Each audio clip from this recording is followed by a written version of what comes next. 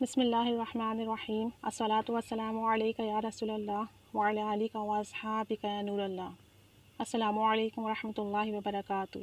حضرت عبداللہ بن حبیب رضی اللہ تعالی عنہ روایت کرتے ہیں کہ ہم بارش کی سخت اور اندھیری رات میں نبی کریم صلی اللہ علیہ وآلہ وسلم کو تلاش کر رہے تھے کہ نبی کریم صلی اللہ علیہ وآلہ وسلم نے ہمیں پا لیا،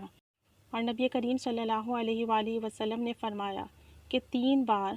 قل هو اللہ احد، 3 بار قل اعوذ برب الفلق، اور 3 بار قل اعوذ برب الناس، یعنی سورہ اخلاص، سورہ فلق اور سورہ ناس 3 بار صبح اور شام پڑھ لیا کرو، یہ تمہارے لیے ہر شے سے کافی ہو جائے گا۔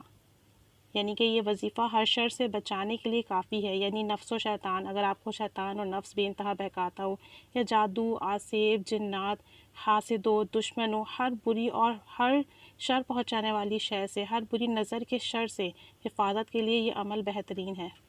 تو صبح اور شام یہ وظیفہ کر لیا کریں، اپنے ہاتھوں پر دم کر کے اپنے جسم پر پھیر لیا کریں، اپنے بچوں پر دم کر دیا کریں، اور رات کو سونے سے پہلے بھی اسے پڑھ کر اپنے اوپر دم کر لیا کریں، تو انشاءاللہ عز و جل اس کی برکت سے ہر شر پہنچانے والی شے سے، ہر آفت سے انشاءاللہ عز و جل محفوظ رہیں گے۔